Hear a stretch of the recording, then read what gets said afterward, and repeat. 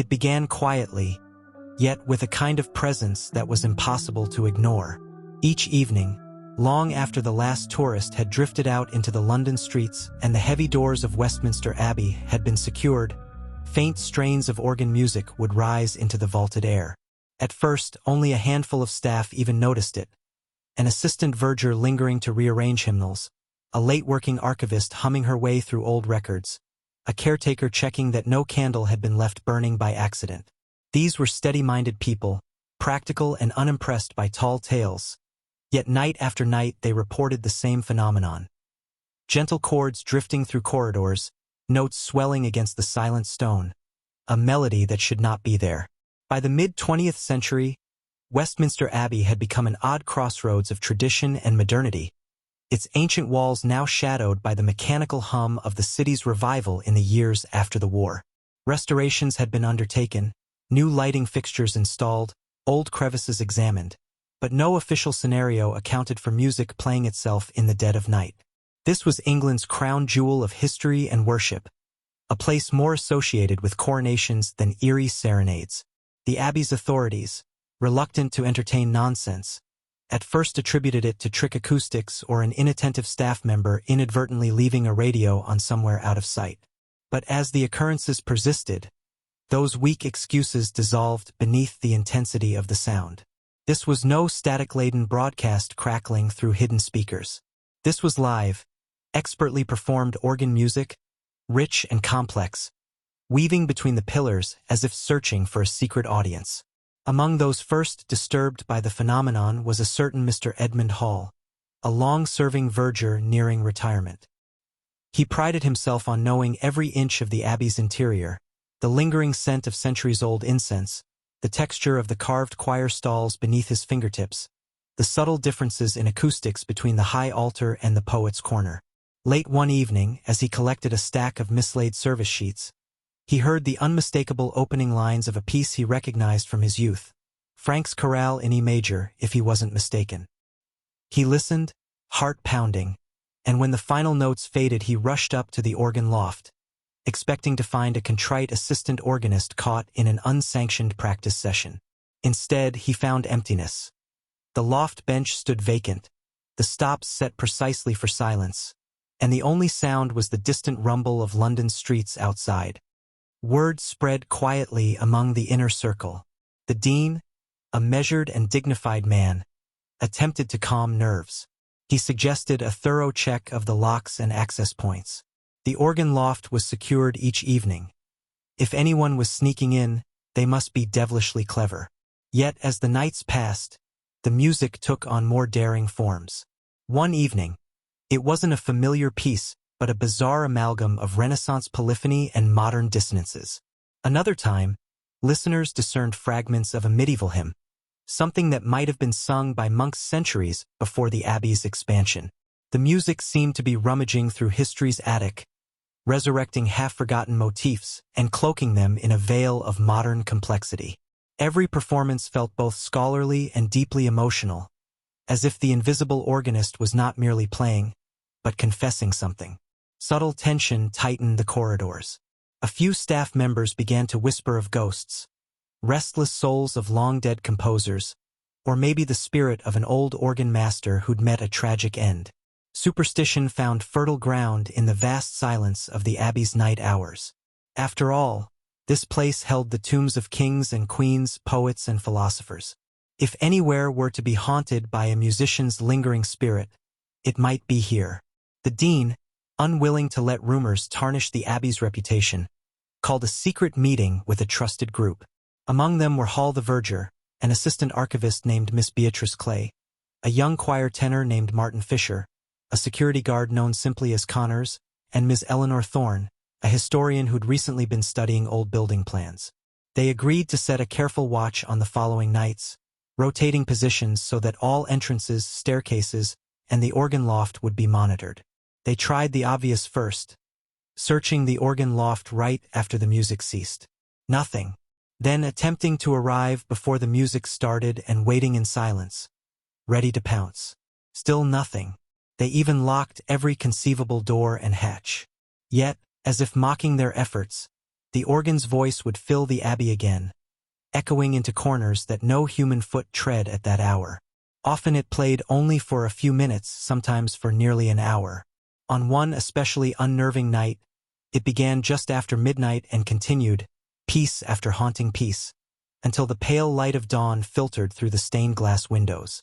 After many failed attempts, the watchers began to suspect there must be a hidden place, some secret chamber or forgotten passage, from which the intruder accessed the organ's mechanism. Westminster Abbey, after all, had grown over centuries, layer upon layer. Miss Thorne, poring over incomplete architectural records, discovered cryptic references to old storerooms near the organ pipes. One 18th-century document mentioned a music closet that had supposedly been bricked up or lost during a renovation. Another set of notes from the 19th century spoke of an unused spiral stair and a concealed gallery. These hints fanned the watcher's curiosity. If someone had rediscovered such a hidden space, they might be using it to elude capture. To test this theory, they decided to map the Abbey's acoustics meticulously. Martin Fisher, gifted with perfect pitch, listened carefully on multiple nights, trying to pinpoint the origin of the sound. He noticed that certain tones seemed to resonate more strongly near the north ambulatory, suggesting a pipe chamber concealed behind decorative screens. One night, as the music soared, Fisher stood as close as he dared beneath the organ pipes, straining to catch a hint of human movement. A shuffle of feet, the soft rustle of cloth, but heard nothing except music as pure as a prayer. Frustration mounted. There were moments when Hall, hiding behind a column, felt certain he glimpsed a flicker of candlelight high above. Miss Clay, rummaging in the archives by moonlight, found a notation in a centuries-old inventory. A panel in the organ loft, hidden beneath carvings, leads to a small chamber once used by the master of choristers. She brought this to Thorne's attention, and the historian's eyes gleamed with resolve. They must search every inch of that loft, every carved panel. With permission from the dean, they began tapping on wood and stone by daylight, listening for hollow spaces. But the Abbey's craftsmanship was cunning. Panels seamlessly fit together, carvings overlapped in intricate patterns, and any subtle clue could be easily overlooked. Before continuing, a small note. If you find yourself drawn into stories where history and mystery intertwine, where the unseen and the unheard guide us into hidden corners, consider a small gesture of support by subscribing that keeps such narratives alive and reaching you. Let's continue. As days turned to weeks, the watchers honed their strategy.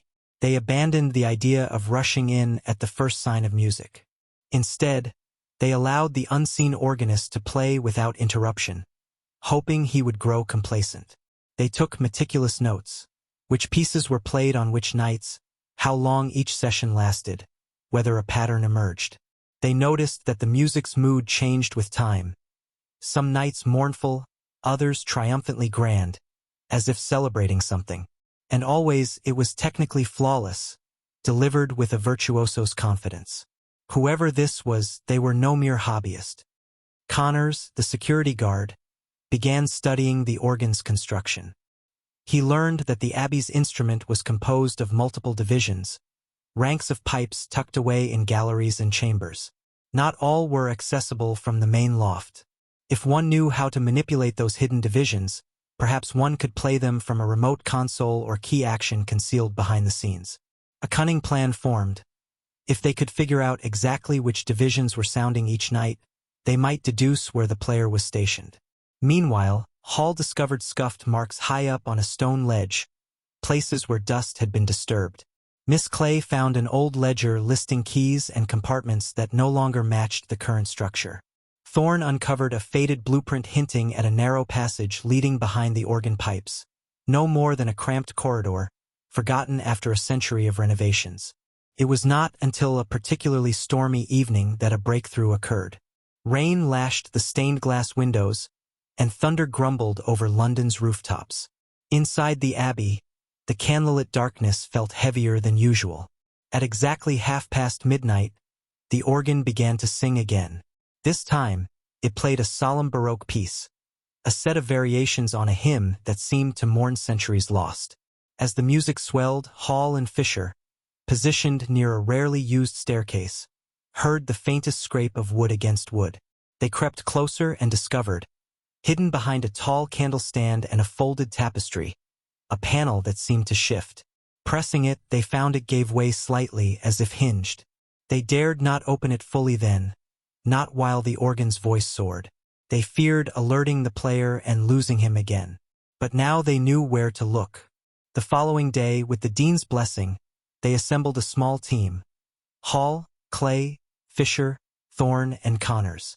Armed with lanterns and the old blueprints, they removed the candlestand and tapestry. Behind them lay a wooden panel so perfectly integrated into the wall's design that it was nearly invisible. With careful pressure, it swung inward, revealing a cramped corridor coated in dust and smelling faintly of old varnish. Ducking inside, they found a tight passage winding upward, twisting behind the organ's massive pipes. It ended at another panel, this one even more cleverly concealed, which opened into a small chamber. A hidden room no bigger than a monk's cell.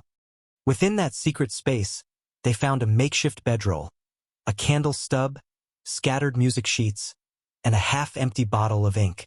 But the most telling item was a stack of manuscripts, carefully notated organ works, some clearly original compositions. The handwriting was meticulous but nervous, the margins crammed with corrections. Whoever occupied this secret lair wasn't simply practicing existing music. They were creating something new, merging ancient motifs with contemporary flourishes. Among these papers were sketches of the abbey's interior, lines indicating the secret route they themselves had just discovered. They retreated, leaving everything as they found it, determined to catch the Phantom Organist in the act. That night they stationed themselves strategically. Connors near the secret passage entrance, Hall and Fisher near the organ loft to block off any escape into the main body of the abbey, Clay and Thorne in the triforium gallery, watching from above. The plan was simple. Wait until the music ended, then close in from all sides. Midnight. Silence. Then the first hesitant chords drifted out, soft as a whisper. It was a new piece, something no one recognized. It began with a single melodic line, pure and plaintive, then gradually layered on harmonies that evoked centuries of ecclesiastical music. One could almost imagine ghosts of medieval choristers hovering in the darkness, listening raptly. The watchers, hearts pounding, remained still. The music built to a quiet climax, spilling over the stone thresholds, wrapping the pillars in shimmering sound. Then, as if sighing, it subsided into gentle chords and stopped. A soft creak. Footsteps. Within the secret chamber, the hidden organist would now be gathering his manuscripts, folding away his bedding, perhaps extinguishing his candle. Connors pressed closer, trying to peer through a gap in the panel. Clay and Thorne craned their necks from above, trying to catch a glimpse of movement. Fisher and Hall prepared to climb into the loft area at a moment's notice. At last, a shadow moved behind the panel in the main loft area. Soft footsteps approached the narrow corridor. Connors gave a signal and Hall, pressing his ear to the wood, heard the distinct sound of a latch lifting. Then, with impeccable timing, Connors pushed open the hidden panel from the outside while Hall and Fisher entered from the loft side. Lantern light flared, illuminating a startled figure frozen mid-step. They expected some ragged vagrant, or perhaps a desperate ex-employee. Instead, they found a man of surprisingly composed appearance. Tall, thin, dressed in a faded but once elegant coat. His hair was sprinkled with gray, his eyes sharp but frightened. He clutched a roll of music sheets against his chest as if they were the most precious treasure in the world. Caught between two sides, he had nowhere to run. For a moment, no one spoke. The watchers stared at him, he stared back, chest heaving. Finally, the dean, who had quietly joined them, spoke gently. "Why?" was all he asked. The stranger swallowed, voice tremulous. He had once been a junior organist in training at another great church in the city. Wars, cutbacks, shifting tastes in liturgical music had cast him aside. He had drifted through small chapels, private schools, anywhere he could find an organ console to feed his need for music. But nothing matched the grandeur and resonance of Westminster Abbey. In his youth, He had attended a recital here that changed his life. Ever since, he carried a longing so intense it bordered on obsession. He learned of old passages from an elderly stonemason who hinted at hidden spaces used by master organists long dead. Driven by desperation, the man crept in and found this secret cell. For weeks, maybe months, time was blurred for him. He had hidden by day, slipping out occasionally to secure bread and water, and by night he unleashed all the pent-up music in his soul. He never intended to scare anyone. He believed he went unnoticed, and that his music would simply drift into emptiness, a personal offering to the silent stones. Yet he had unwittingly stirred rumors of ghosts and phantoms. In truth, he was a man displaced, addicted to the feeling of those pipes answering his touch. He had chosen the Abbey because it was the one place where his compositions felt complete. Every note he wrote was meant to echo in this space and no other. The watchers listened, some with pity, others still wary. The dean's eyes softened. Westminster Abbey was no stranger to ambition and heartbreak. How many had stood before its altars with grand hopes unfulfilled? But a trespass was a trespass. They could not simply let him remain. Yet neither did they wish to crush the spark of his talent. After a quiet conference, they decided he must leave immediately and never return in secret. In exchange, no public scandal would follow. Privately, the dean hinted he might help the man find a more legitimate place to use his gifts, somewhere not as grand, but at least honest. As they escorted him out through a side door into the bleak pre-dawn light, the man paused. He looked back, tears glistening, and whispered, "Forgive me. I only wanted to hear my music soar here, just once more." Then he disappeared into the deserted street, carrying his manuscript roll like a lost talisman. When the staff spoke of it later, they struggled to define what had transpired. A haunting had been explained, but in doing so, they uncovered a stranger truth, that human longing can be more mysterious than any phantom, that an artist's devotion can drive a person to unimaginable lengths. The staff sealed the secret passage again, restoring the Abbey's quiet integrity. Yet for a while, they would glance at the organ loft in the evenings, half expecting a stray chord to break the silence.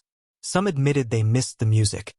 No matter how unsettling its origins, it had filled the nighttime emptiness with something transcendent.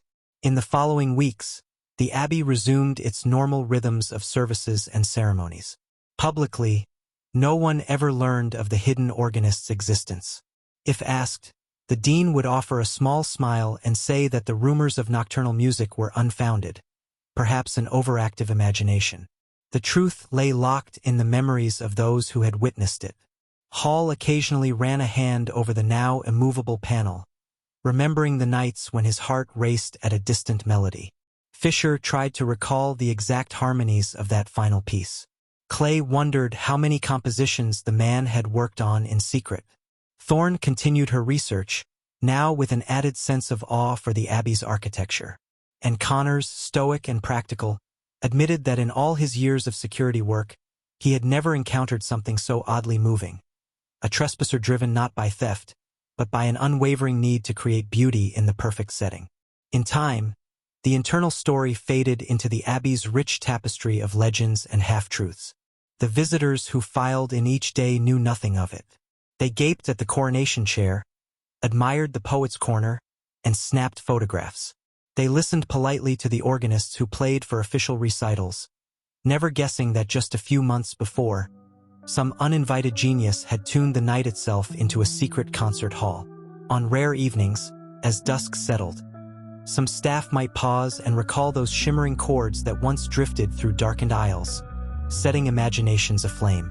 And now, as the tale finds its rest, consider leaving a quiet note of appreciation if you felt its chords strike a meaningful tone.